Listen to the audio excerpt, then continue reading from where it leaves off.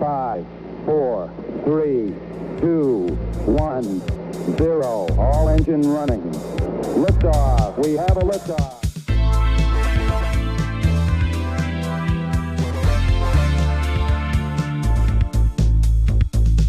You're listening to Tabletop and Beyond with your host, Justin. But before we get started, how was your Geek Week? And co-hosts Dan and Jason. You have to be willing to let the dice help you tell the story. Okay, look, this year I'm going to stop mispronouncing words. Join us as we cover board games to war games and beyond.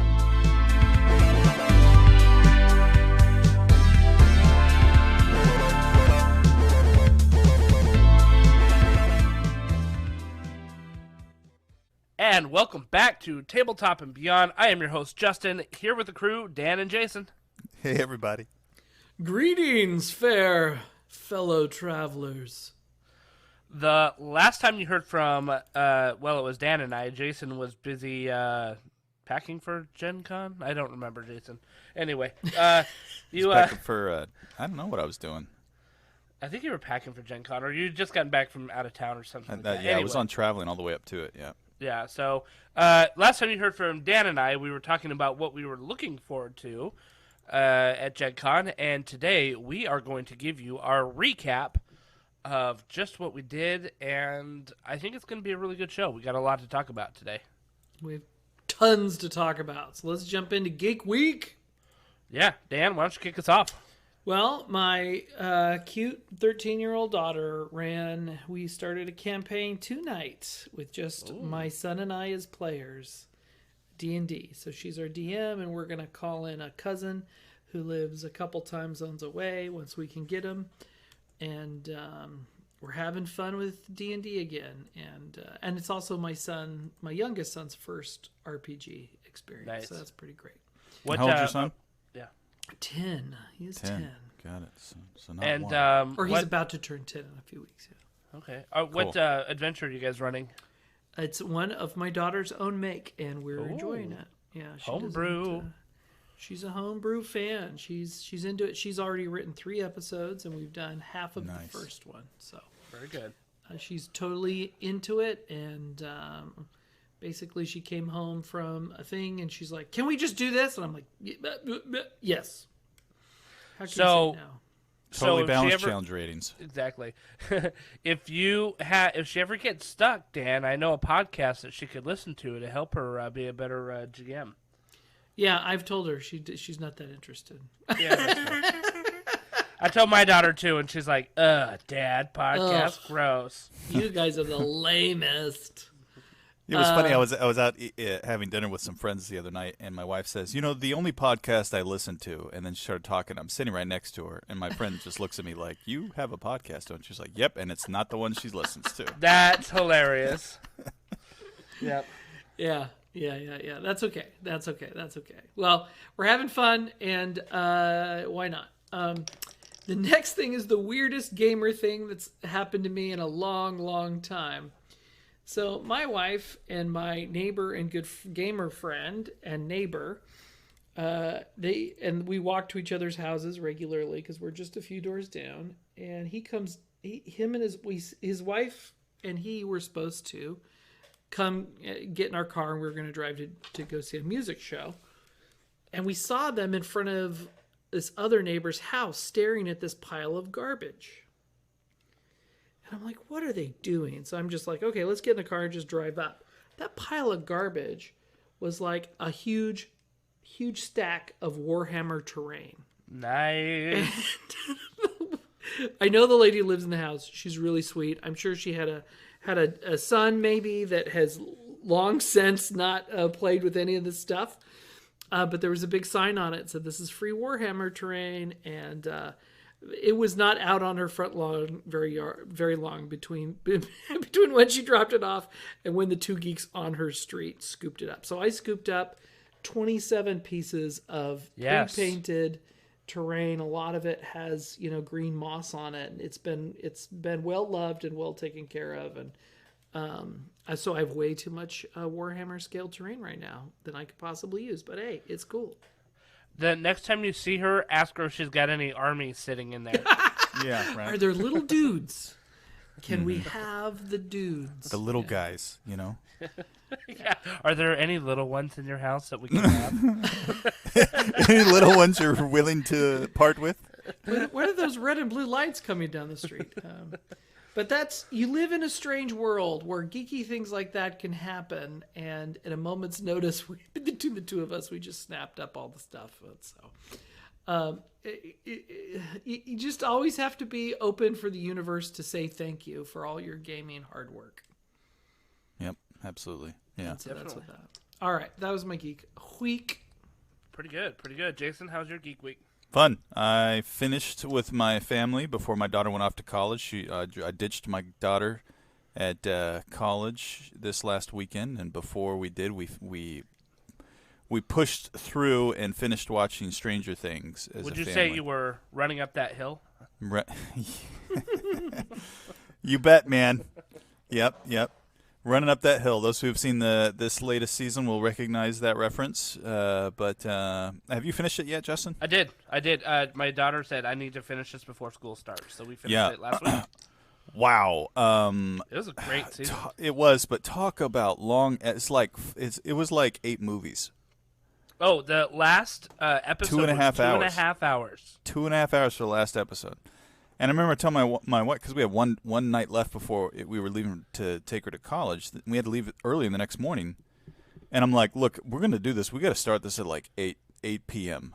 because I'm not watching a movie till 1 in the morning and getting up at 5 or 6 to go drive X hours. When it came out, I was staying up really, really late watching it, so I have no sympathy. Yeah, well, it's still, I would say it's still fresh, so we don't want to give spoilers here on this podcast. But man, good stuff. I will say, I think that my wife held on. She does not like horror stuff. But she has liked Stranger Things up to this point. But this last season was difficult for her initially. It tested her boundaries. It tested her boundaries for sure. I remember we used to watch The Walking Dead when it first came out, right? And people say, well, your wife doesn't like horror. But a lot of The Walking Dead is just about the people and interactions with the people. But it wasn't until the season that Negan came along, then my wife, that was it. She didn't watch it after that because it was too brutal. And that was a horror unto itself, right? Which is almost scarier because it was calculated people horror. It was, and interestingly, I think you could go back and look at the ratings. I think all of the Walking Dead ratings took a hit when that came because a lot of people, it was a boundary that they crossed. But anyways, we're digressing. There's 2 points with it was the prison season and then Negan season. Yeah. Mm-hmm. Yep. So, Stranger Things season 4, amazing story. Love where this is going. There's only one season left. Only one season left, and I think actually there's a master class on. I don't know where it's hosted exactly. I saw an ad on my Facebook feed. There's a master class by the brothers, the Duffys. I say the Duffy brothers. Duffer brothers. Duffer, right? Yeah. Or that Duffy, that are hosting how they created this entire story from the beginning. Like they knew where it was going from the beginning. So it's interesting you kind of say that because I think that's been one of the benefits of streaming versus network television, right? Because what happened is when streamers started making content, they took the British model, which was this is going to be a 3-season show. This is going to be a 5-season show. And there's only going to be 10 episodes in it, or 8, or whatever that number is. It's not going to be 26 like there is on network television, right? Where you would have a fall season that's 13 episodes and a spring season that's 13 episodes or something like that. So they took this new model, and I think what that does is it gives these artists, right, these creators, showrunners, directors, and they say, here's my pitch, start to finish, and then they've got free reign to do that once the company greenlights them. Yeah. And I think we're seeing more cohesive storytelling. It's not like that old show Alias with Jennifer Garner in it. Like you got to like season 1.5. Or Lost, right? Where it's just like we lost the bubble on this show like 2 seasons ago, and now we don't know where to go with it, right? So I think Stranger Things is a good example of like the benefits of kind of the streaming models. It is. I've always preferred the British approach. I mean, there's some things I've really dug over the years, like Supernatural. It's like, what are they? How many seasons do they have? Like 17, 16? Yeah. That's been fun, right? But it struggled a little bit there in the middle. But I have always preferred smaller things. And some people are like, we get in this age of I need to consume. Like, I need more of this. I need more Lord of the Rings. I need more of that. And I'm like, you know what? Give me something good. Give me a beginning and give me an end that closes it. It makes a really great memory in my heart. And then I move on and I experience something else. And I've always been for that kind of, there are bookends on something. Well, I need more Lord of the Rings. Yeah, no. Get New ready. series starting I don't know, in 2 man. weeks, I don't know, man. The Hobbit ruined it for me. The Hobbit. Yeah, the Hobbit ruined it for me. Like, we'll see. You have to be truly in love to stick with it after a bumpy ride like that. Same. But anyways, all right. So we're doing the Silmarillion coming up, people. 2 weeks. Yeah. We're gonna have young Galadriel and young Elrond. It's gonna be amazing. I'll shut up now. And young Sauron. And Sauron's gonna be like just a dude, not like a. Doesn't he look like Eminem in the trailer? I don't know. I'm just. He's got like the blonde-haired Caesar cut. I don't know. I'm freaking out. I'm excited. I'm gonna shut up now. So after that, this past weekend, my wife decided to go see a movie, and so I said, well, let's have some guys over. So I reached out and got a bunch of friends over. Both you guys were there. We played. We played, I think, like three different games, but one that I wanted to highlight was Moonrakers. I don't remember this at all. Yeah, right. You were there. You remember, and I'll make you remember because I telling won. stories. Great game. Really enjoyed it. This one I kind of went on a whim, right? Like, I saw it at GenCon. This game, the base game's been out for a while. It's been out for about a year. There's a couple expansions now, and they're getting ready to do like a Titan box Kickstarter that does like everything in one box. Oh. But so I went to Gen Con. I kind of saw it. I saw people playing. I love the aesthetic. I love the concept. It's like a deck building game / social negotiation game.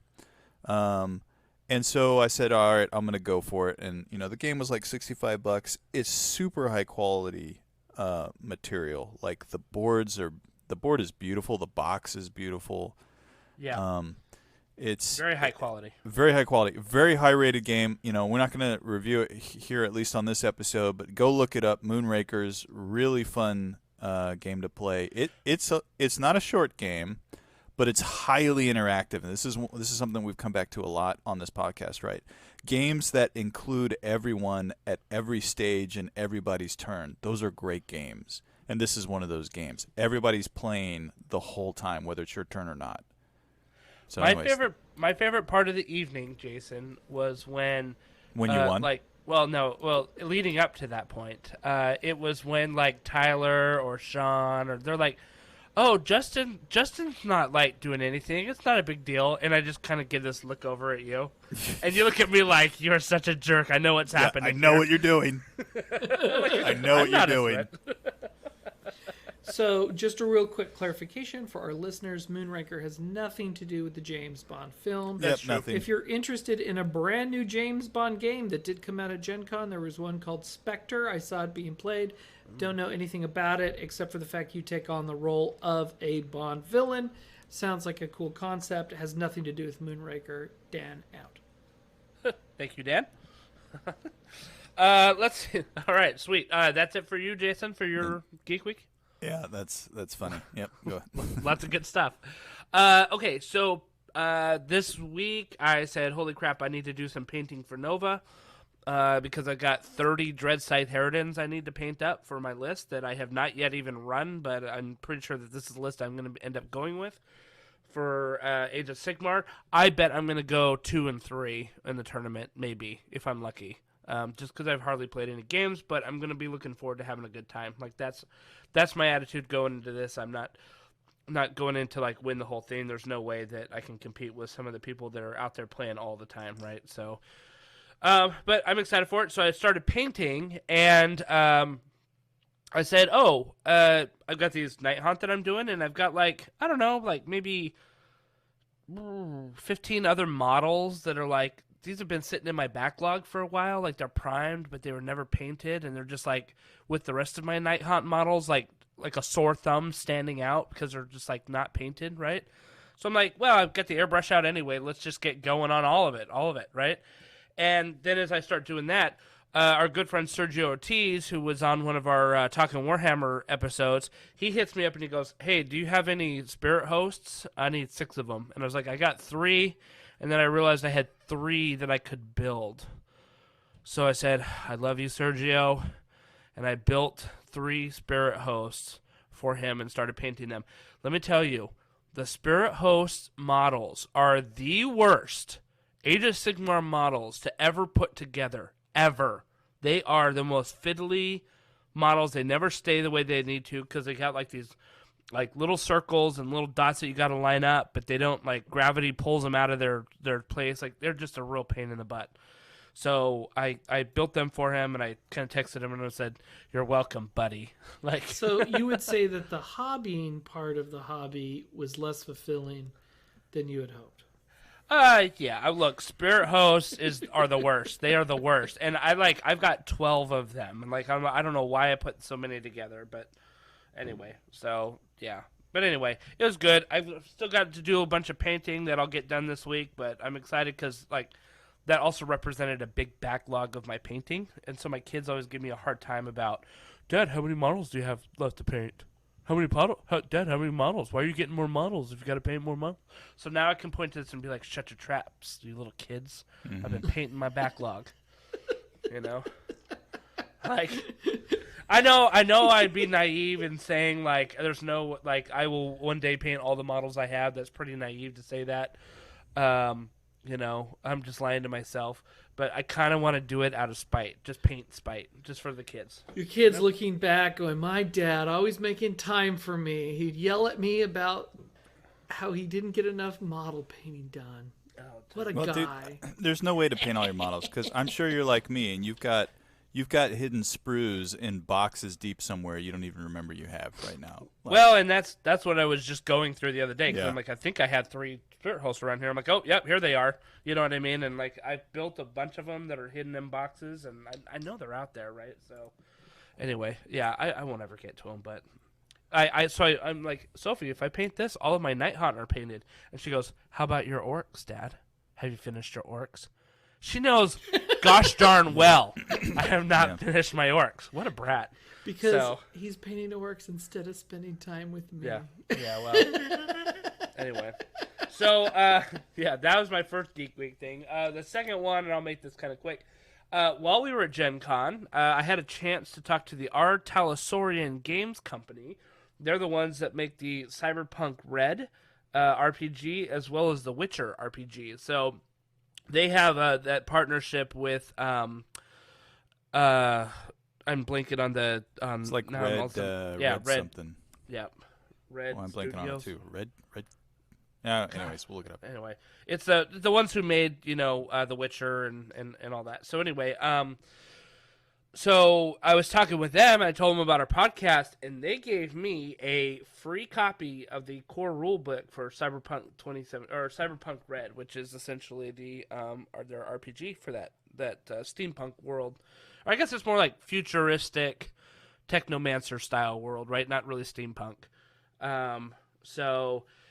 Think Blade Runner, think Shadowrunner, think or not Shadowrunner, Shadowrun, right? Yeah, Shadowrun. Yeah, CD Project Red. CD is Project the company, Red. Thank you. So anyway, I said, before I really cracked that open, and I know that the RPG came before the video game, but I said before I crack that open, let me download and play Cyberpunk 2077 a little bit. And I looked up on my way home from GenCon, and sure enough, it was being sold for like $25, something like that. So I picked it up. And it's bug-free, which is nice, which means that when I go in front of a mirror, all of my clothes are still on, and I'm not buck naked. So that's a win. That sounds more like a bug. Yeah, a feature than a bug, right? So no, that was like one of the known bugs. It's like you would. In fact, there was a great video of a streamer. She was like, "Okay, here we go." Like, oh, you wake up, you like in your room, you're like, "Oh, go check yourself out in the mirror."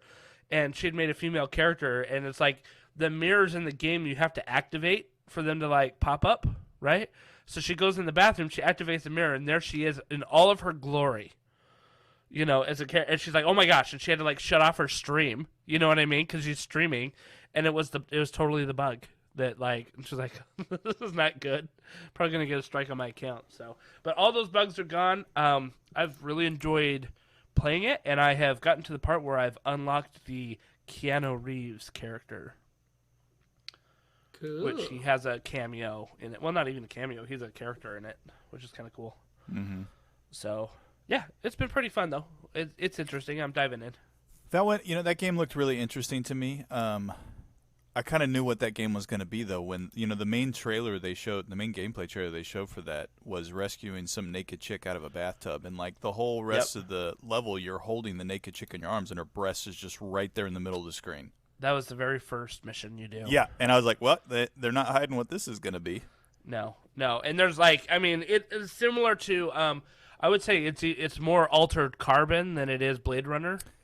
Oh, you yeah. know what I mean? Absolutely, yep. Where you're, like, walking through the streets, and it's, like, like you're in the red light district, and, so it's interesting. The story is really compelling, I will say that. It's really, really grabs you, so that's cool. Cool. But, yeah, I wanted to kind of play that and then kind of compare it to the book that we have, and maybe we'll be able to have a great podcast on that. So, anyway, that's my Geek Week. Nice. Yeah. Yep. Which brings us to the news.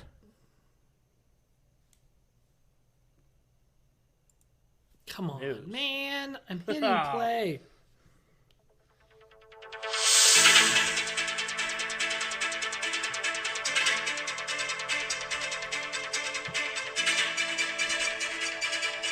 Welcome to Tabletop and Beyond News. Nice. Hey, I got a bunch of stuff to cover tonight. GenCon drew over 50,000 attendees and returned to pre-pandemic scale.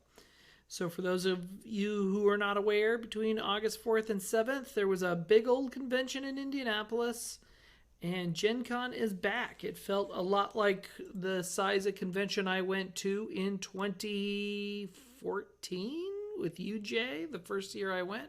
It seemed like it was about the same number of attendees. My first year I went was GenCon 50, and that had a lot of people.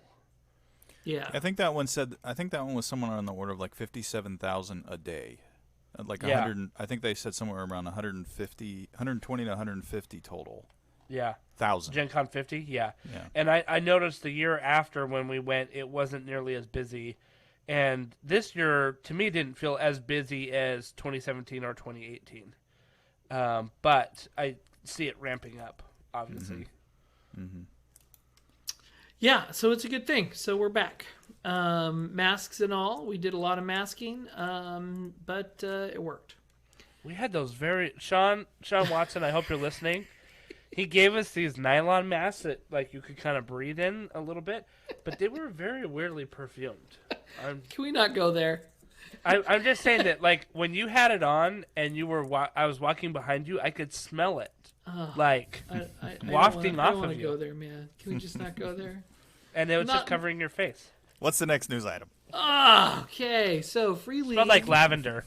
Free League Publishing, who we love, has Wearing women's underwear on your face. There we went. We're no longer for everybody. Your kids can't listen to this in the car with you now. Thanks a lot, everybody. I mean, the material when you put it on kind of was like some sort of shirt. Okay. Just saying. You got to drive this cart, man. There's some legit kink involved. This is the last thing I'm going to say. I wore that thing the whole time. I did too. It was the only mask I had. I forgot mine. Yeah, and you had to burn yours afterwards. Yeah, I know. Anyway, it was gross. We were talking about our good friends at Free League, and they are awesome. We went to the Free League booth during GenCon and ran into that awesome guy we interviewed. His name Tomas. He was fantastic. We got to meet him in person and talk all things RPG. I'm still excited that the Blade Runner game is still coming out. I backed it on Kickstarter. That'd be great. Nonetheless, they are going to be publishing a 5th edition version of the One Ring. So if you love your Lord of the Rings and you love your 5e, there was a version of this that went out with the previous publisher for Lord of the Rings a couple years ago, 3 or 4 years ago. If you want something new and hot off the presses, I am a big fan of Free League. They're making fantastic RPG products. So that's coming. So buckle up. I would add. So this is the One Ring 2nd edition that's being ported over into 5e, right? I would just say, and I'm going to plug their products a little bit. Get their starter sets, get their actual products, because the things are beautiful in front of you. Like, just having the PDF doesn't do it justice. I mean, they're really gorgeous looking PDFs, but like actually holding the materials in front of you, like, it's really amazing the quality of effort and production that they have with their stuff. Yeah, we had a lot of folks buy how many of us bought into the box set for, at least there's 2 box sets in our group now for the Lord of the Rings box set that they put out. I think I've got one. Got it, and I think Tross got it too. But it was he might have picked it up. But I know he got the Alien starter set, which I think Jason has as well, right, Jason? Ooh. Yes, he does. Yeah. Anyway, his silence is complicity. There is another small wrinkle pulling here. a face hugger off of my face. Yeah. Say yes. The xenomorphs, they love to hug. They're huggy. They're emotionally needy. The Embracer Group announced the acquisition of Middle Earth Enterprises, so they have all the rights to Lord of the Rings and Hobbit. And the Embracer Group also owns Asmodee, Gearbox Entertainment, 2K Games, Dark Horse Media. Wait, so there's a group that owns Asmodee? Yeah, it's called the Embracer Group. There is like so many layers of intrigue here in the gaming community. It's like a donut, a hole within a hole. Yeah, because we got new info that Asmodee bought Miniature Market. Yes, they did.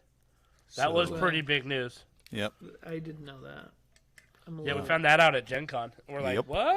Yeah, this guy was like, oh, you can only buy our Asmodee stuff at the Miniature Market because Asmodee just bought Miniature Market.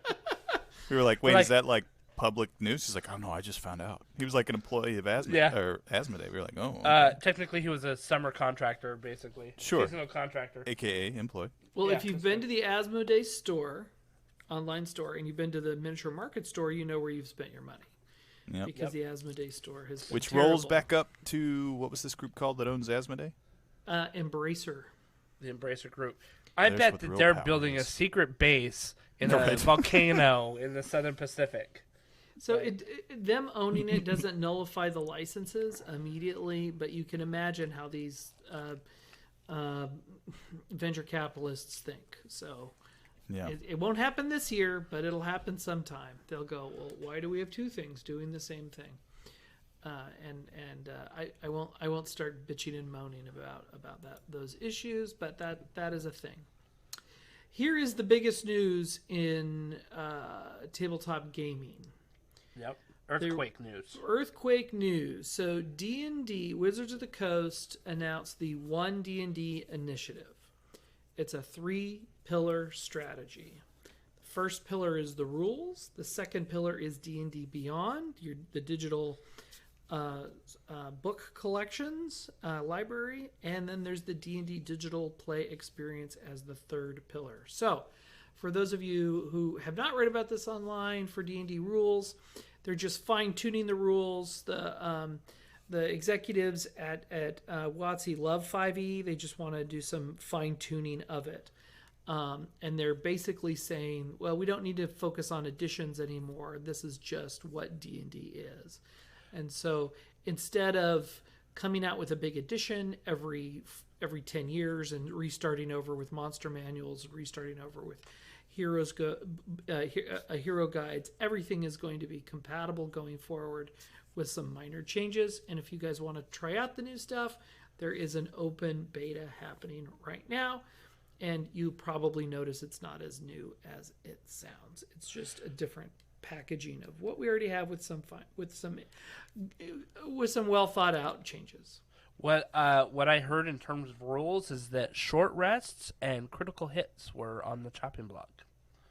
Really? Okay. Yeah. So, and when I say critical hits, basically it meant like a nat 20 will still do like critical hits, but it's like more class dependent.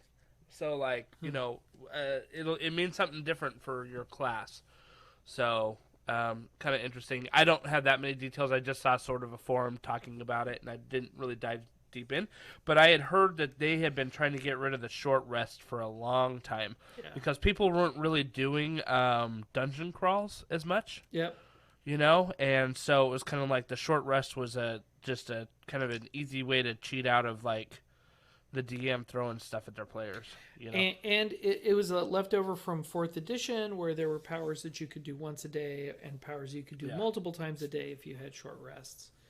And you had power cards and stuff like that, and that was a big deal. Everything, there were modules of time where each card could be used. So anyway, D&D Beyond is going to continue to be D&D Beyond. There's not going to be a magic thing that happens where, suddenly if you've bought the hard copies, you're not going to have access to D&D Beyond or with that version D&D Beyond.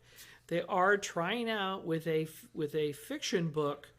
If you buy going forward with new things that they publish with one fiction book, they're trying to have a digital and in-print mirror image. So if you have it in print, you can have the digital version. Is this the Dragonlance one? This is the Dragonlance one. It is, in my opinion, really too little too late compared to every other company in the universe. But they're D&D, they get to do whatever they want. So just so you know, for those of you going, hey, I bought a lot of hard copy books, do you think D&D Beyond will have it for me for free? The short answer is going to be don't hold your breath, or vice versa. Hey, if I have an online library, am I going to get a coupon for a print book? My answer is don't hold your breath. But going forward, there could be some things that overlap. Them trying out with a fiction book is their way of basically, I don't know. I think it's their way of half-heartedly saying, we know you want this, we don't want it. We don't want you. We don't like this business model, even though you want us to have this business model. That's my opinion. So, yeah, maybe. I think that WotC may see the writing on the wall. I mean, you're talking about R. Talsorian Games, Free League Publishing. You're talking about Cubicle 7. Anytime you bought a physical product, they would give you the PDF for free. Chaosium does the same thing. So, like, they're the only ones pretty much that doesn't. So I think that they are going to have to do it. You did see that it's like $10 more to get the combo, right? I think there's two things with this, right?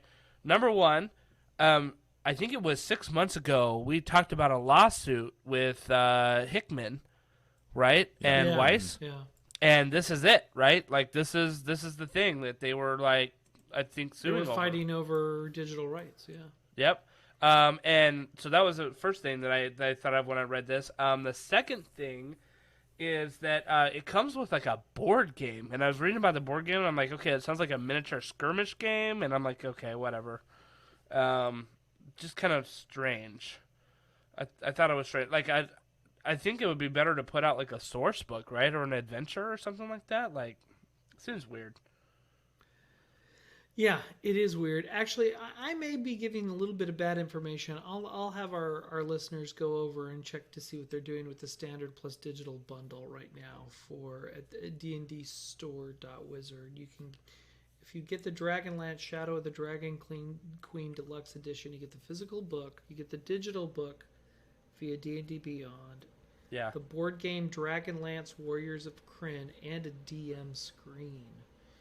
Yeah. So that's kind of a non-trivial bundle. So there's some stuff there that may be of interest to some of our listeners. Well, no. So listen, a deluxe edition of both the D&D Dragonlance Shadow of the Dragon Queen campaign and board game. So is this a fiction book or is this a campaign? I'm confused because what I had read previously is not matching something else that I'm reading. So anyway, they're still feeling it out. At least it sounds like if you have lots of money, you'll get everything you want. This is still not a cheap way to RPG. Oh, that's funny. Sorry, not sorry, but that's just kind of, the long and the short of it. Well, if you want everything, just pay for it. Just pay for everything that you think you need. The third pillar is the digital experience. So it's in early development. It's not released yet, but it's going to be a 3D online engine that will feel like, tabletopping with miniatures and terrain and dice in a virtual world. This is like a direct competitor to the 2D Roll20 experience. There's something to be said about that. That could be pretty cool. And if it's linked to this other things, there could be some kind of digital interoperability. That sounds cool. I think they're building it on an Unreal Engine, if I'm not mistaken. I'm clicking on the article, and I'm not finding the 3D engine. Yeah, it is on the Unreal Engine, and from what I read, when you got an adventure in this, like, it would have pre-populated maps in there and all that stuff that would just pull up. You'd basically just select it and do your thing. I think it'll be interesting. I think that this is a serious shot across the bow to, Foundry, like Roll20, like you said, right? Any virtual tabletop, because really most people are playing D&D on those platforms. They're, of course they've got your more indie games and stuff like that, but the vast majority is going to be D&D. So that's having that kind of all integrated into the D&D one thing. It will pull a lot of players away from it, I think. Yeah, and it's I mean, wouldn't it be great not to have to homebrew so many things? And with the thing with Roll20 is people that have been doing 2D digital content, they've been able to sell it on Roll20 and make side money. Right. And Wizards is looking at that going, well, clearly there's a market, and we don't want to come up with two pillars of the stool and then have just everybody homebrew their way through the digital end. Just like everything digital that we've ever talked about on this show, if it's digital, you got to cross your fingers. It may last, it may not last. We all are always worried about that. Mm-hmm. So, but they have real money. They have Hasbro money. They should be able to do something. It'll be interesting, it always is. Just as a point Justin made, right? The 2021 Q4 report from Roll20 was 55% of their games were D&D 5th edition. Yeah. Played on Roll20. Interesting, you might like this, Justin. 9.3% were Call of Cthulhu. Oh, there you go. Wow. Well, there's so many Cthulhus out there. You got to be careful which one. Yeah, it does say about. any edition. They did not categorize it by edition, but and then the rest, the 15% were uncategorized, which means probably just people just monkeying around and doing kind of their own thing, and then 11 to 12% were other things like just other systems and things like that. But anyways, I'm sorry. Go ahead. No, I was just kind of confirming. It'll be interesting to see. Obviously, the Wizards of the Coast is a company with a business model, a very strong business model and strategy. It'd be interesting to see what they do in the first, I'll say, not a time block. I'll say, I will. Actually, the first time block with this on trying to push out and pull people from, Roll20, which does have membership tiers, but also you can do a lot with the free tiers with things like Roll20. Yeah. Well, it'll be interesting to see if, Wizards of the Coast comes in and offers a lot of stuff that's very accessible, either free at a very low price but high quality to pull people, and then once they get a consumer base to see what happens to that pricing model afterwards. It'd be cool if it was like a really nice, easy, intuitive tabletop simulator. Remember when we first got Tabletop Simulator? Mm-hmm. We put down all the fantasy RPG stuff and went, wow, this would be fun. And then we went, wow, this is really awkward to manipulate. So we'll see how it goes. This is my favorite part of the whole thing. Chris Perkins, who the game design architect for D&D, quote, "We did a smart thing with 5th edition by listening to fans. And what came out of that process was a system that is stable, that is well-loved, that incorporates the best elements of earlier editions. Now that we have that, we are no longer in the position where we think of D&D as an edition. It's just D&D." Unquote. So that's Chris Perkins So that's kind of what's going on with the one D&D mindset, which is, careful evolutions of it over small changes, more frequent instead of big bang, start over, throw away all your books, go buy the new books thing.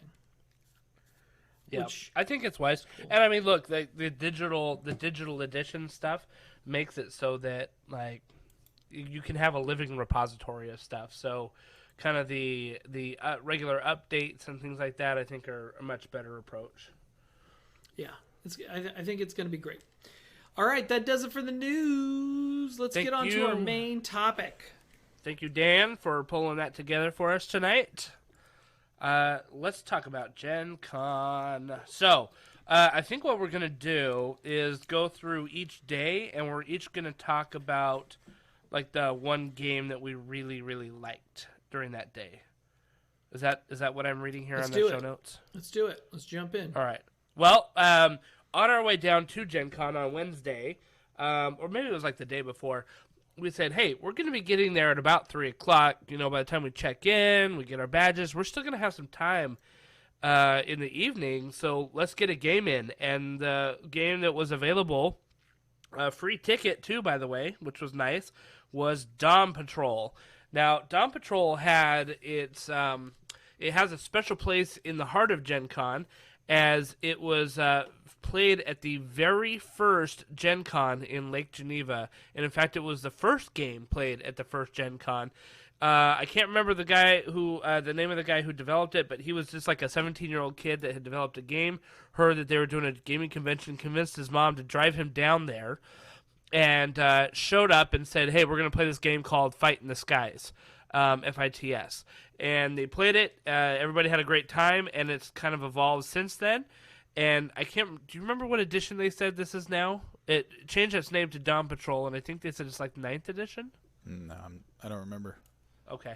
I could be totally wrong about that. It's been around for a long time. A long time. We're talking 57 years, basically, right? Because it's been around as long as GenCon. So it was pretty awesome for us, I think, to kick off the GenCon by playing, our first game was the same first game that was ever played at GenCon #1. So that was pretty cool for me. What did you guys think of the game? It's 7th edition. Okay. And the gaming group is called the Fight in the Skies Society, if you guys are interested in that. This group of guys loves this game. They love this. They breathe this game. They love it. I salute their commitment. They all wear matching T-shirts, and they set up a really big table, and have played with a lot of folks over 30 years. Dawn Patrol. Yeah, what did you think of the game, Jason? It was a fun game because we had a guy who was giving us kind of an intro session, and he was directing us to play in a certain way enough so that we could really get a sense of the action and the combat and have fun. And afterwards, we talked about this after a little bit, that I think this is one of those games where if you don't know how to play it and you are left to your own device, you could have a really bad experience. I think you could, fly off the board incorrectly. You could fly into an area where you can't engage with anyone, or you could just completely die on the first turn like Dan did. Poor Dan. Why do you have to do me Dan. like that? Because I did. Boom. Well, boom, and it's because explosion. this is one of those games that's founded in semi-realism, right? They tried to model the game off of, and a lot of like the old war games are like that, and historical reenactments. I thought it was a fun game. I think that if I was someone who'd played this game like for 5-6 years, and I knew how to properly fly my ship and the different maneuvers, or not my ship, my plane, and the different maneuvers, and balance the different stats together, could have a great time. If you were a newbie coming in and you didn't have the hand holding that this guy gave us, and kudos to him for doing it, if you didn't have the hand holding, I think you could have a very frustrating experience if you played this game. Oh yeah, totally. That's just me I agree. being honest. Yep. And he'd been running 6 events a year for many, many years. Yeah, So, he knew what he was doing. He was very seasoned. He knew how to help everyone have a good time. So, like I said, kudos to this guy. And we did have a fun time with Yeah. it. We did. I think, Dan, you just got unlucky because you got in a position where a guy did a dive bomb maneuver on you and just did like full damage on the dice roll. Oh, and everything. It was like 3 or 4 bad rolls. Like I rolled perfectly against me, one after another, and I went down in flames, and I laughed my head off. That was so much fun. It was great, and then it gave me an opportunity to walk around the Union Station, which we had never gone to all these years ago. It's an old building. It's been around since Abraham Lincoln used to walk through the halls there. It's a super old building that has been rebuilt and remodeled, and now it is a Crown Plaza hotel, and it is gorgeous. So I'm a bit of a building nerd. I do work for a government agency that cares about buildings, so I was kind of in heaven. Because I'm a big history nerd too, so you guys were killing each other in the skies, and I was walking around reading about the different exhibits and what happened in what decade. It was great for me. It's so funny because you look at the outside of the building and you're like, oh, what's this dump? And then you walk in and you're like, oh my gosh, it's beautiful in here. This is going to go badly. Yeah. Who's in there? Who's sleeping on the floor in there? Yeah, seriously. It wasn't like that at all. It's great stuff. Yep. So that was Great. Wednesday. We all kind of did it together. That's kind of rolling in. First game. Let's roll into Thursday. Day official, not day 0, day 1 of GenCon for gaming. Dan, kick us off, buddy. What was your favorite game of the day? I demoed Goonies, Never Say Die. It was a fun game. I think if my kids had seen Goonies, I would have bought it right there, would have taken it home and made them play it with me, and we would have had fun. It's one of those things where as you gain in power, you go from like D6s to D8s to D12s, right? So it's very kind of basic. It's got a really shallow learning curve, and the first mission is designed to just have you learn how to play it. It is a game where one player is basically like the DM, kind of like Descent, where one person, the old Descent before they got the iPad involved, the digital involved. So one person has to be plays all the bad guys, and everybody else plays the Goonies. Comes with 6 missions. The first 3 missions cover the films and the deleted scenes from the films, and then the next 3 missions that come in the box cover things that the game designers made up of what happened to the Goonies afterwards, and they have another expansion coming soon. So Goonies, Never Say Die. I give it a thumbs up. If you want a fun kind of, if you like the Goonies, you watch the Goonies. That's the level that it really gets that feel across. It's fun, it's engaging, and it's fast. And I played it with 2 cool dudes who were brothers, and they kicked the crap out of me. I was the DM, so it all worked out. Nice. You know you're a true Goonies fan if you know the octopus. Exactly. Yeah, the octopus. Yeah. The octopus. Yeah, That's right. Yeah. We also played Mosaic Story of Civilization. I'll give that one an honorable mention. Some of the folks in our group were kind of lukewarm on it. I kind of liked it. I got into it a little bit. It is kind of a game that hasn't come out exactly yet, and it's a little pricey. It may not be something I pick up, but if somebody else in the group bought it and had a game night, I would play it again. I think that's and I'm probably not the one to comment on these because I'm not really good at like civilization building games, but we talked a lot about. I had issues with the scoring mechanic in the game, but I think that it had a what you would expect from like a civilization style aesthetic and mechanics as well. But I took issue a little bit with the way that the scoring system worked. But besides that, it felt like I was playing kind of a civilization game. So it's in that ballpark if that's what you like. It did feel the game mechanics had a nice connection to the theme. It's like, so if you deployed those troops over there, if you deployed troops on another continent, you're never going to see that army again. They're never coming back to your homeland to defend it. They're gone. They're either going to die out there or move in out there, stuff like that. So when you first start putting your stuff out, it feels like risk, and then you realize it's not risk. It's really about gaining influence. All right, I'm done. Yep. Who's next? Blackbirds, Justin. Yes. So I was very excited about this game. In fact, this is the game that I had talked about in our Gen Con preview that I was probably most excited for, and it did not disappoint. So Blackbirds is an RPG that is powered by the Apocalypse, meaning that it uses pretty much completely the Apocalypse engine, which is a percentile dice game where you're rolling, under your amount, you're rolling a percentile dice. So if my target's a 45, I'm trying to get under that. The thing that I really like about it compared to games like Cthulhu or Warhammer 40K or even RuneQuest is that I felt like in some of those games you would have like a dodge and a parry action and like other things that would slow the dice rolling down. So I would, for example, Dan, if we're playing, I would go to swing to attack you, and then you could roll the dice to then parry. And then if it, did damage over it or something, you would take certain damage, and it made it very crunchy, right? Like we found that out with RuneQuest. Right. The interesting thing with Blackbirds, and really it's the Apocalypse game, is that you have action points, which is your real economy during combat. So you have 3 action points that you can use. Movement might cost you 1 action point. An attack with one of your dagger might be 1 action point. A 2-handed sword might be 2 because it's heavier. You can do an aim for an action point. You can disengage, or you could do a targeted attack for 2 action points, and it'd give you a bonus. So anyway, there's a whole bunch of a huge list of stuff that you can do. You do have to have kind of a cheat sheet in front of you to see all the different actions you can do.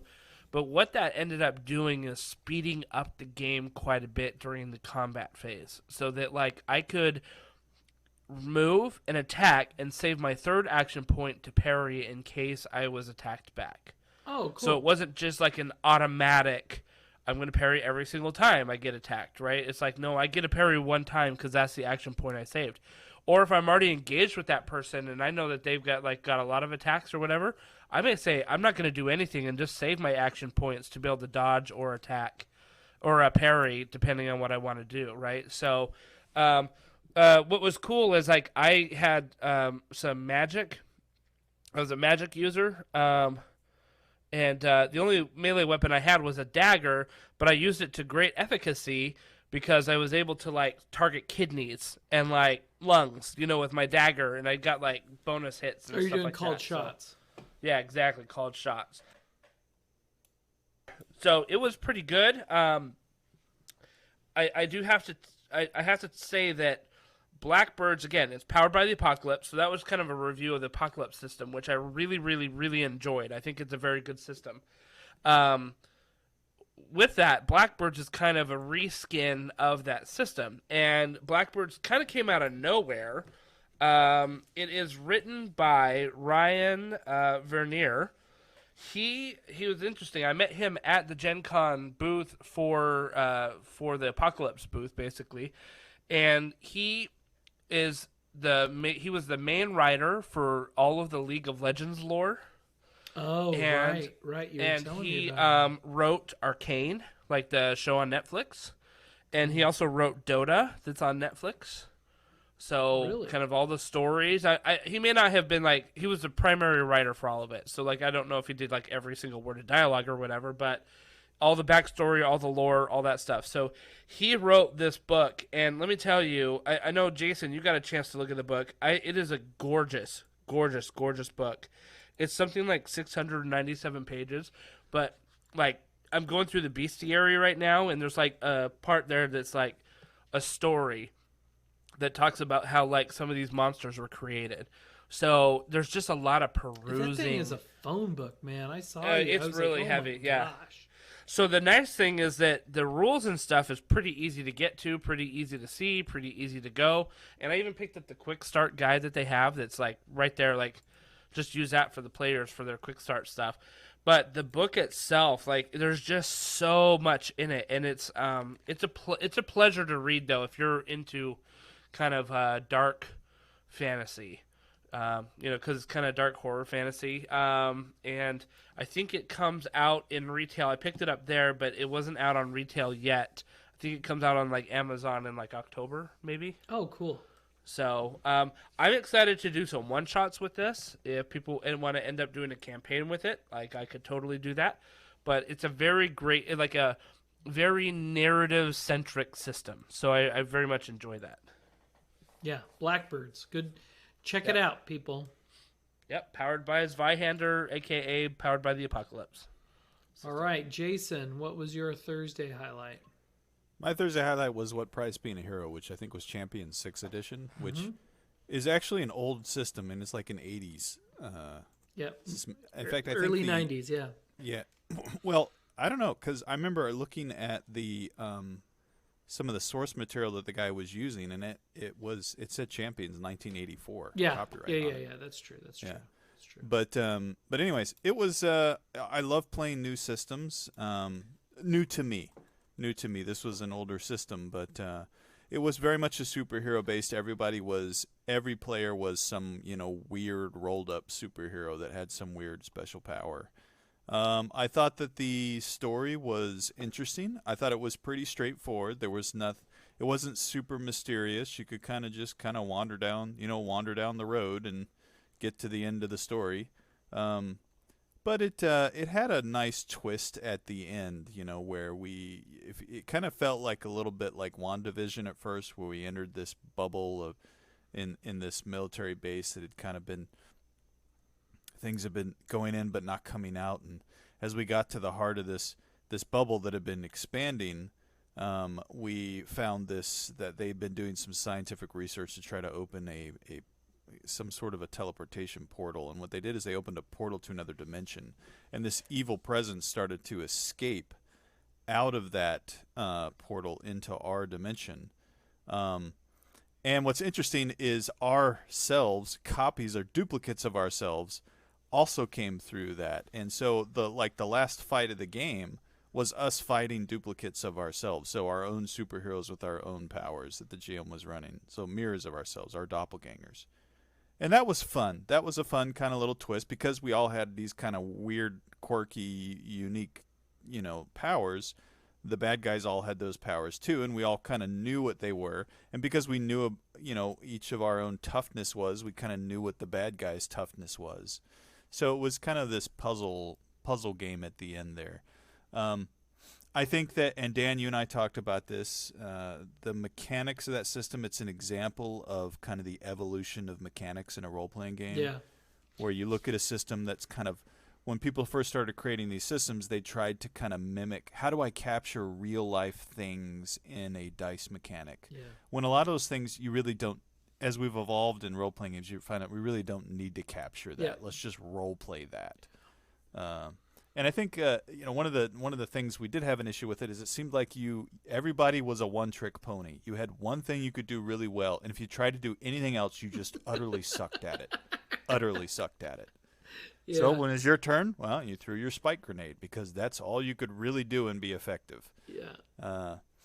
And even when we did get at one point where we did like a creative combo, like your power was like you could microwave anything or something. Yeah, I was a microwave dude. Yeah, so I would throw my metal spiky ball, and you would heat up the metal. You would microwave the metal when it went inside this giant gelatinous monster, and we kind of cooked them from the inside, which I thought was cool.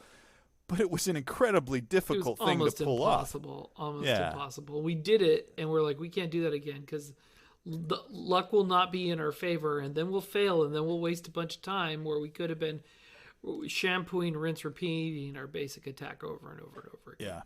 But that's an example of, an okay system with a really fun GM, and the GM was really good. He was a good guy. Yeah. He's been playing I think he said he'd been playing this thing since it came out. Yeah. The system. Yeah, really Champions first edition was 1981. No, there you go. Sorry, 1983. Sorry, 83. So this was probably a module from an earlier edition that he adapted to 6th edition. Yeah, and it's still in print. You can still get modern editions now. Let me just say, a lot can be said about the hero system. If it's very typical of the games of that era. The one character creation thing that I love about Champions is, as a beginning character, you can be as powerful as you absolutely want to be. You can make yourself Superman. You can make yourself Dr. Xavier, whatever you want to do, Professor X, whatever.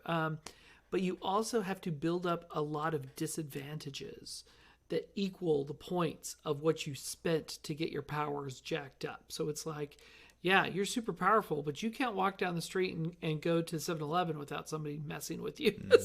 Or people hating you or wanting to take you out or something like that.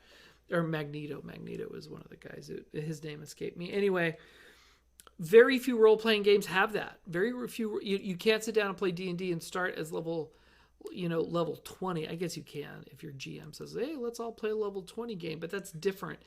As a starting character, you can build up massive amounts of power if you're willing to absorb all the disadvantages that go with it.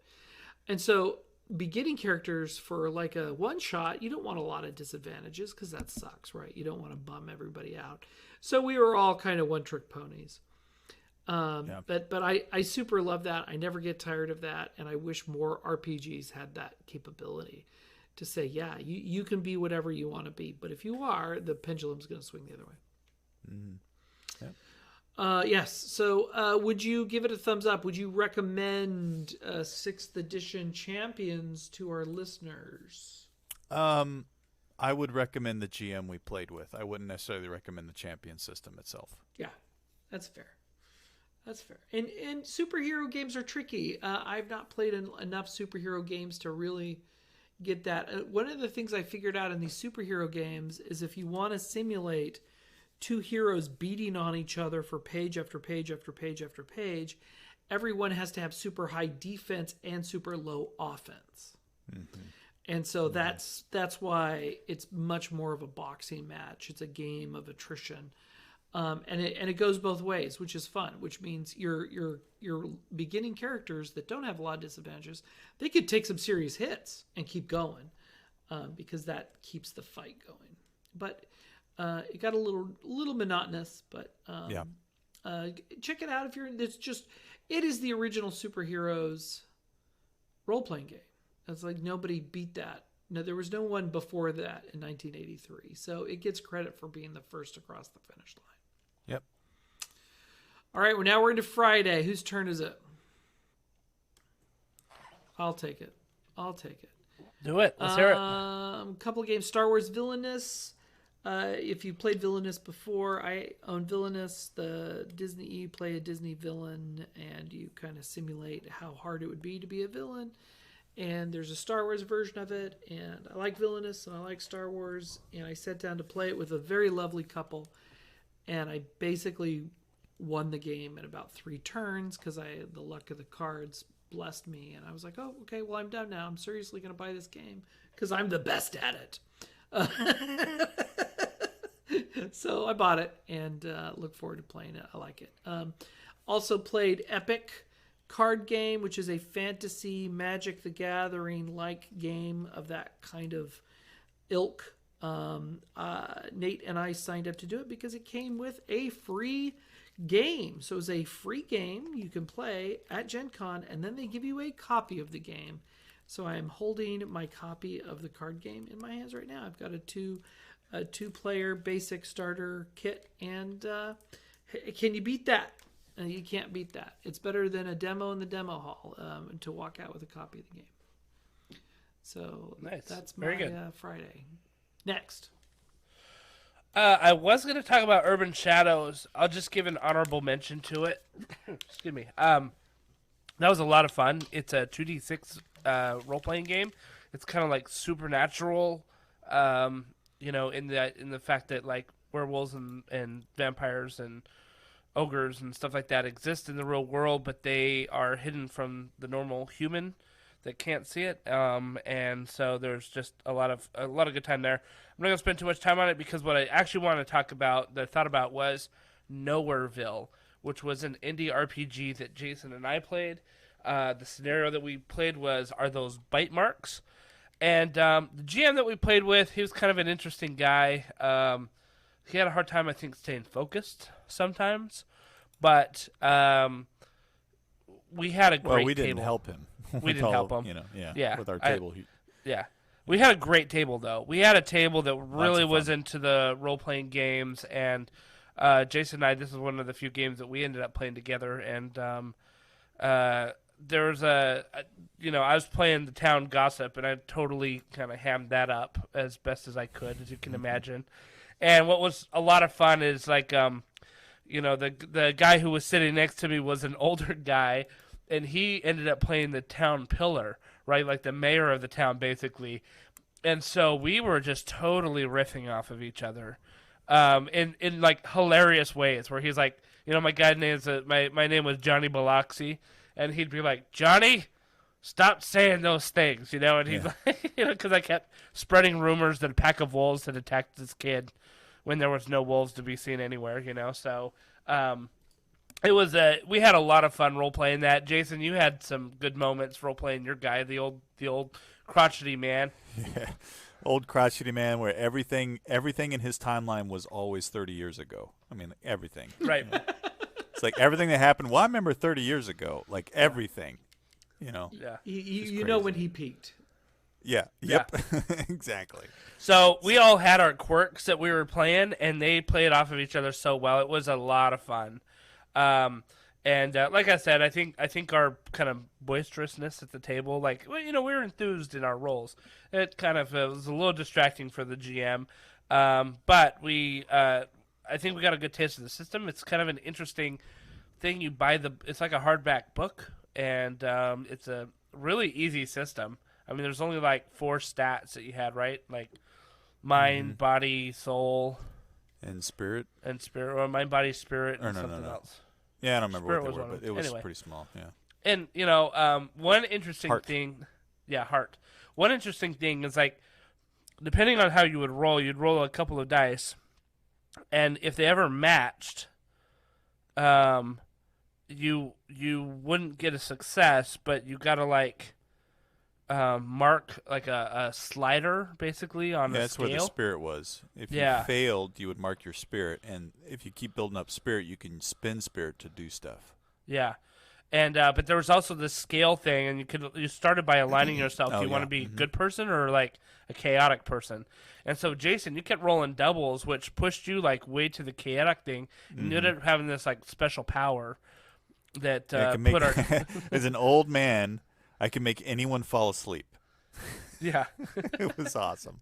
It was really funny. That So, probably had we had a something good to time do with with your it. stories, right? Yeah. Yeah, Tell totally. me about this thing that happened 30 years 30 ago. years ago. Yeah, exactly.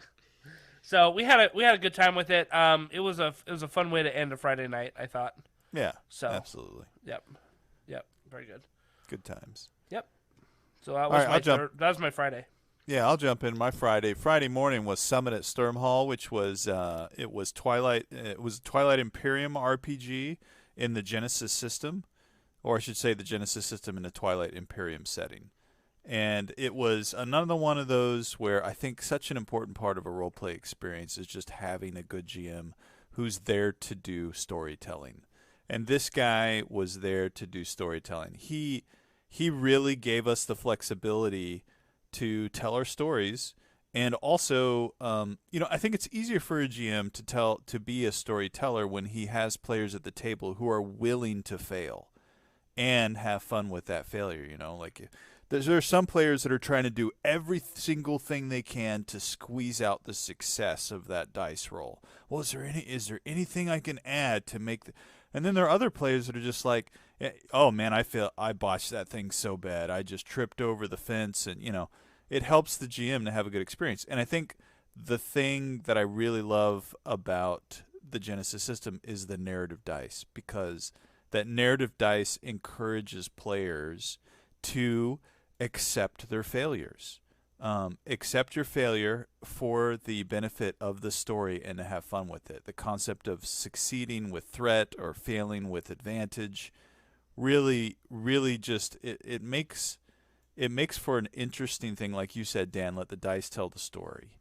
And the Genesis system, I thought, worked really well at the table. And the Twilight Imperium setting, the futuristic setting, was fun. It was fine. I didn't quite feel like there was really anything in this game that really set it apart as we are playing in Twilight Imperium versus just we're playing in a sci-fi setting. Yeah. But it was a one-shot that was only, I think, 2.5 2.5 to 3 hours long. So there wasn't really a lot of like epic, world building going on. But it was just a really fun experience. Every time I play the Genesis system at a con, I have a great time with it.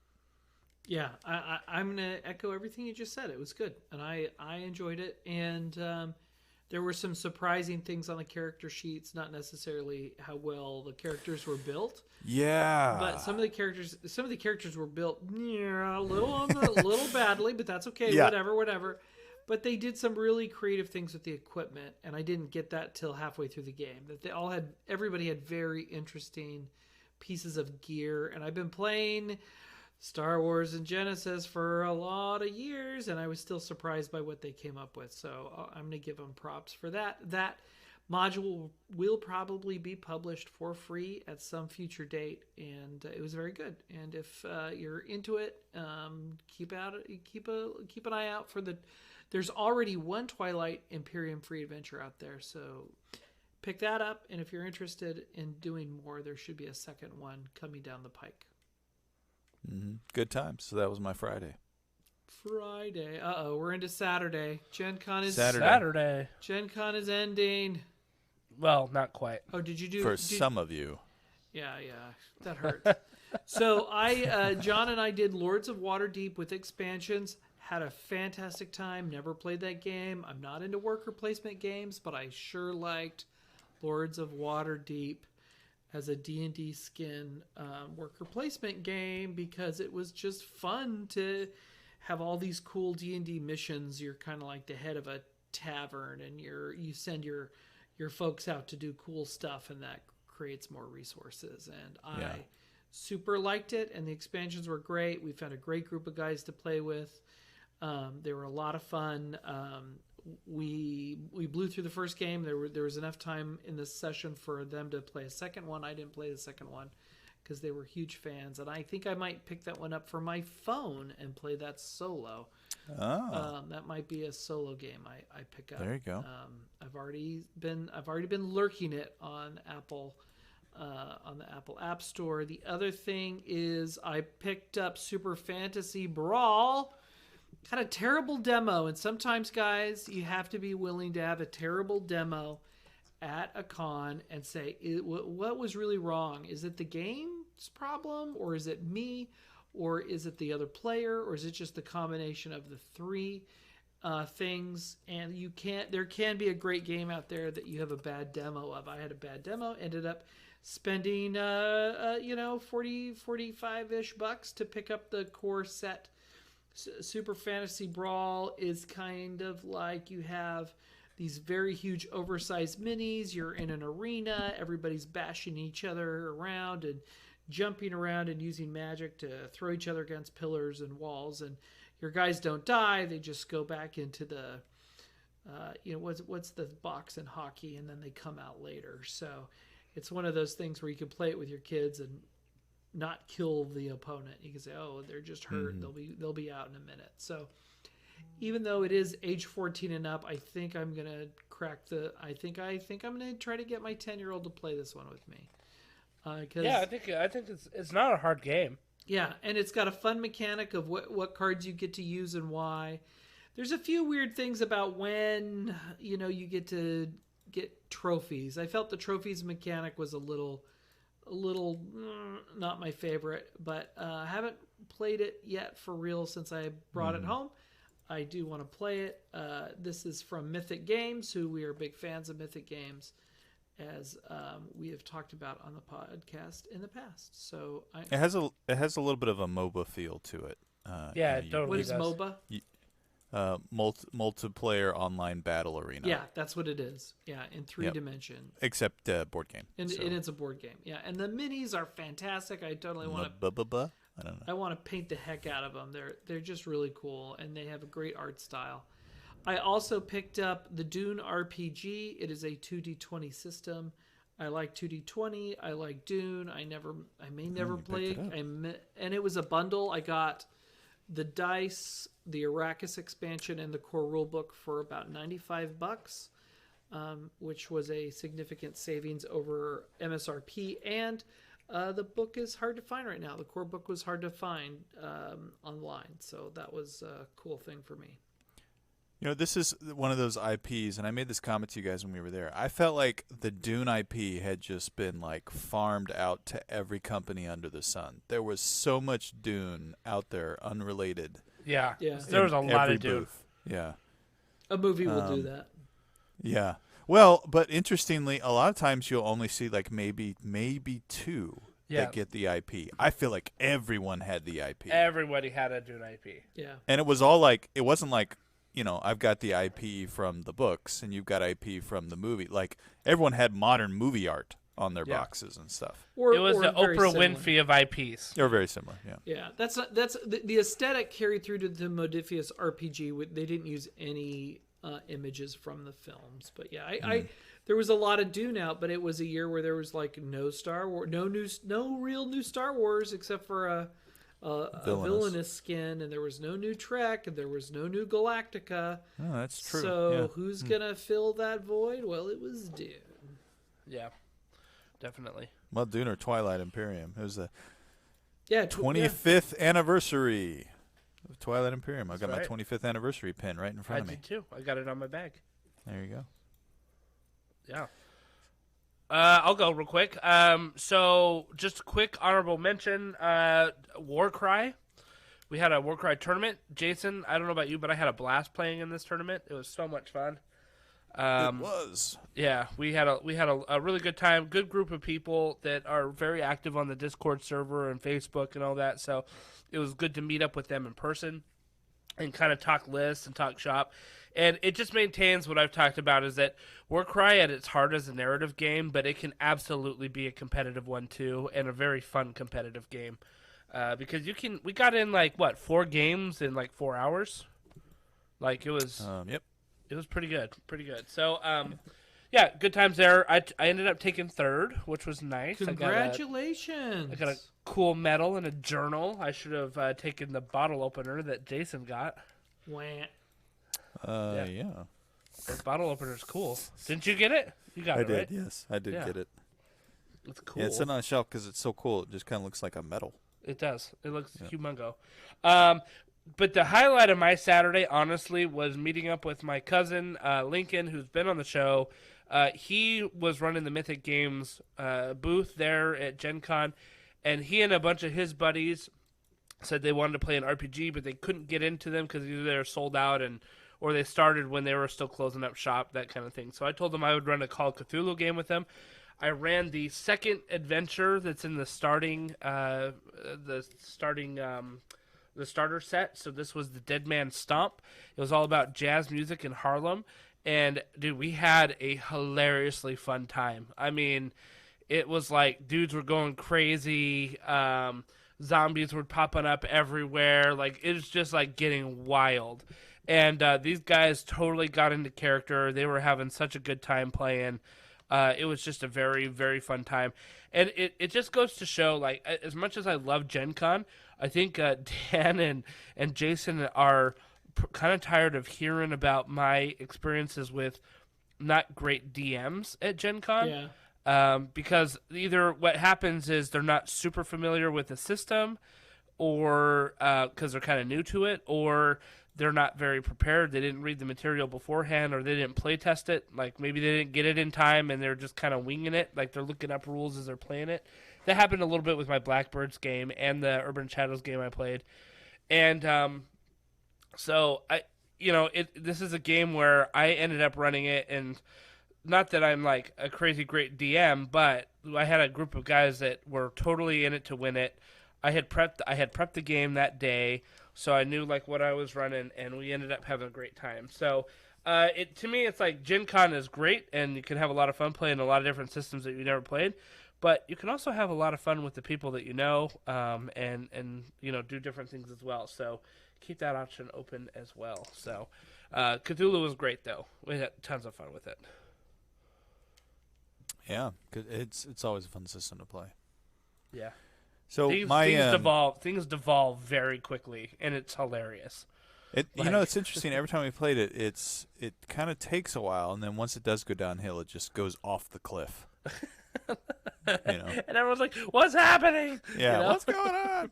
Yeah, well, that's the fun of it. Yeah, exactly. So my what are we on Saturday? My Saturday was Wizard Miners, a game that I've played a couple Gen Cons ago.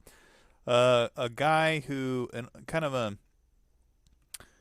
someone who's been coming to Gen Con a while. It's kind of a labor of love for this guy. He's never released it, but every time you go to play Wizard Miners, you go there and you sit down with your ticket, and there's a nice wizard hat waiting for you in your chair.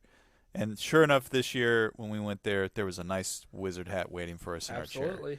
And so he sat down and played with us, and Justin, you were there, and, Yep. and Sean, our friend, and Sean actually contacted the guy before and said, "Hey, we've played this game with you before. Your game's still not out, but we love playing it because it's so fun. Any chance I could just get a copy of it?"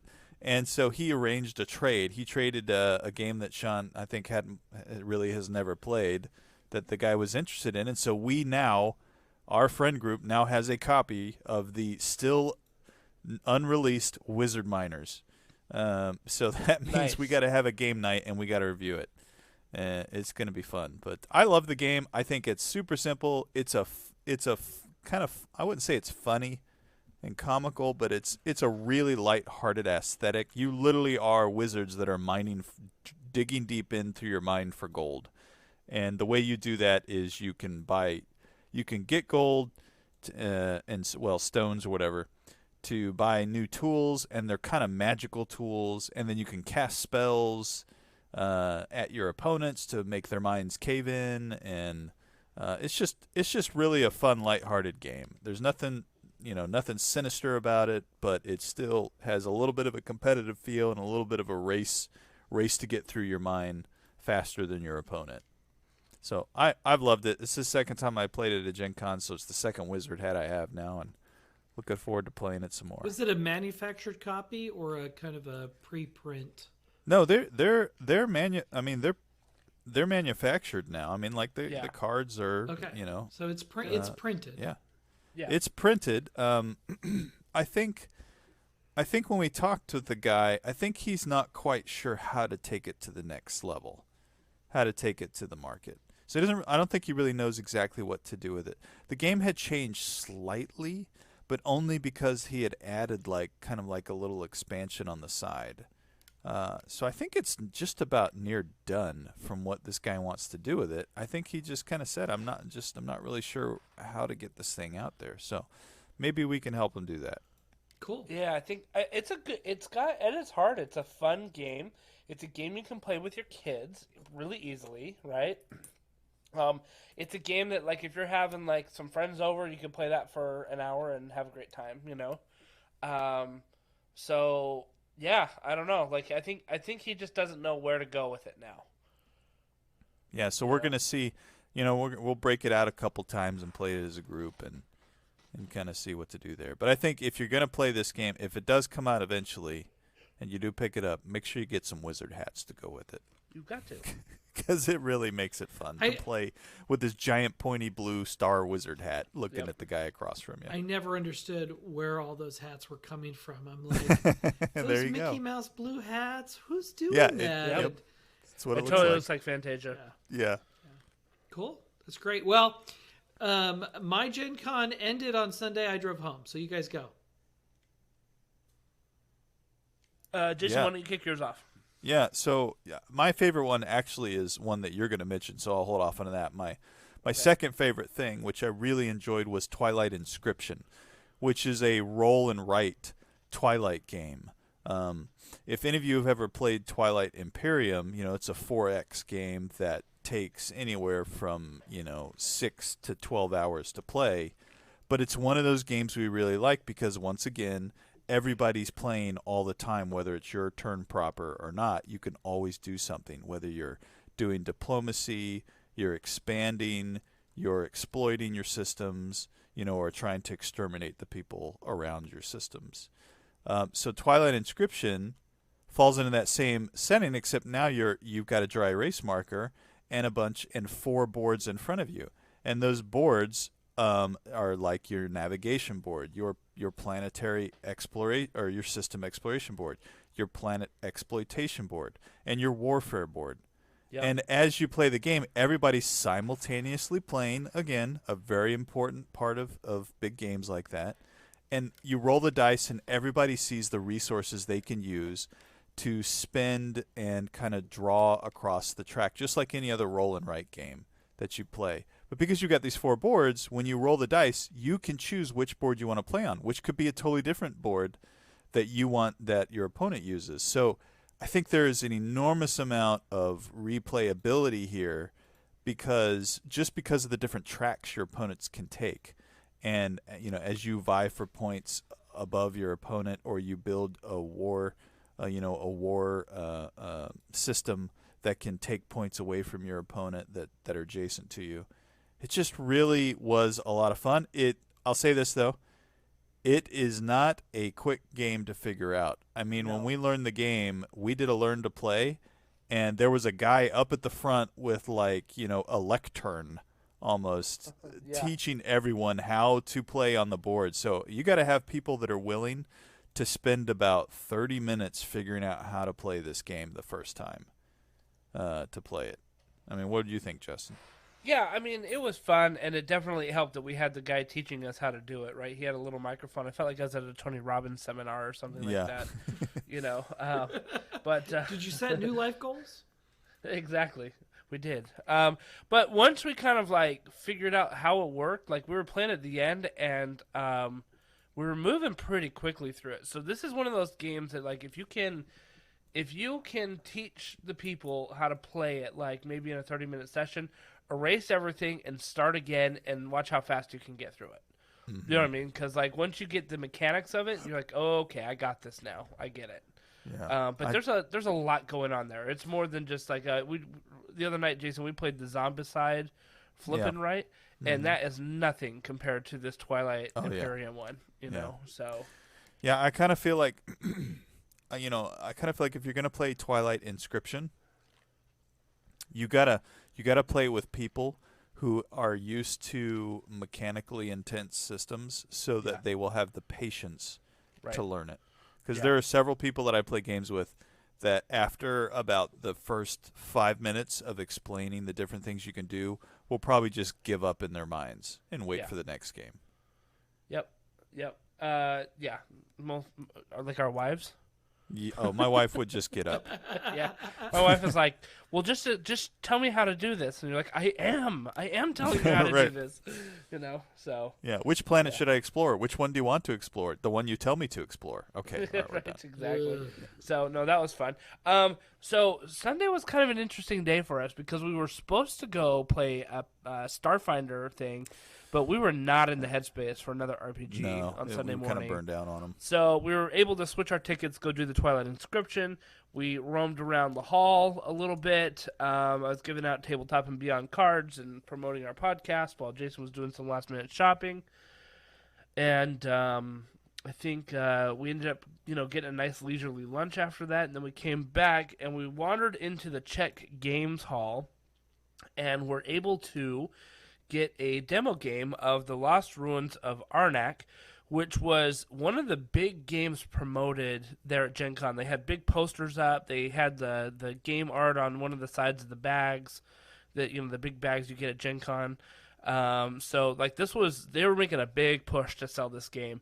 And we sat down and played it, and I gotta say, worker placements, I think, Jason, you talked about it a little bit, right? Worker placements, they have their place, but sometimes you're just okay, it is what it is. Mm-hmm. I thought the mechanics of this, it combined a little bit of, worker placement with, a resource management with, there's a lot of strategy going on, and I thought it was a lot of quick strategy, too. Your turn didn't take that long to go through, which helped because this wasn't a game where everybody played at the same time.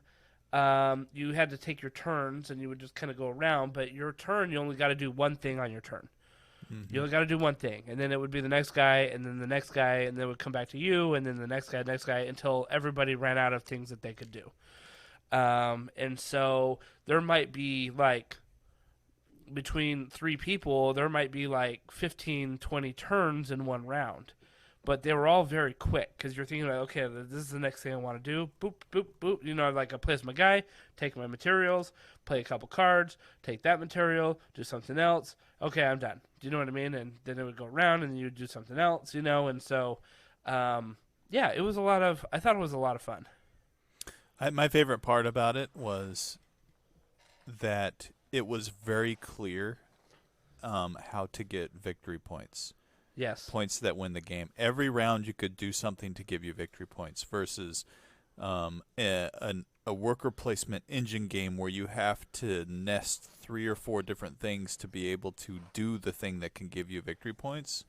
Everything you did, you could see very clearly on the board, okay, I'm going to get 2 victory points for that, or I'm going to get 1 victory point for that. So it was very easy to just kind of say, all right, this is the objective. We're going to do this to try to go for the win. Yeah. And there were lots of options on how to get victory points every turn. Yeah, one thing that I kind of realized halfway through is I'm like, if I'm stuck on one side, go work on another aspect. You'll go get victory points, you know? And so I never felt like I was in that situation that happens a lot to me with Civilization games where my turn comes and I have no resources to achieve anything this turn, and I have to burn a turn just grabbing a token so I can do something next time. I never had that feeling in this game. No, and I think the mechanics were simple enough that, like, you know, a basic game player could pick it up and have a good time. But if you got some advanced game players that knew how to, like, work combos and do that, like, you could have a really fun strategic game going on. Yeah. You know, so like I think it was scalable according to the level of the player as well. I think is what I'm trying to say there. You know, like you could have a very basic game that would be a lot of fun, like if you played with like one of your kids or something like that, or you could play with somebody who really knew how to like milk the system, and you're doing it too, and have a very like competitive strategic game happening. And did you feel like there was too many components to it? When we were setting up, I was like, ooh, there's a lot going on here. But during play, it didn't feel overwhelming. Yeah. I don't think so. I think it was okay. Yeah, I mean, there was like 5 tokens, right? Because there was the money, there was a compass, there was the 3 artifact things, right? The scroll, the tablet, and the ruby. Yeah. And then there was little tokens on the board that you would get if you completed stuff, and then there was cards up at the top and cards in your hand. So I don't think it was terrible, and because you didn't interact with every single one of those every time you did something, you weren't like locked into analysis paralysis too often, and things just kind of moved along. You know? It played fast too. Yeah, it played, and not just each turn, but like the whole game only took what did it take? Like an hour? Maybe. Yeah. I think because we got back from lunch at like 1:40, and we waited about 20 minutes for a table, and then we found it, and then played from like, I don't know, 2 to 3:15 maybe. Yes, I don't know. I can't remember. It was pretty quick though. That was a great room. It was very large. They had a lot of tables, a lot of great games set up. It was a very inviting place to go game. So John and I did Galaxy Trucker. They reprinted Galaxy Trucker, which I first played in 2006. It has has a kind of a new graphic art style, same game. Oh.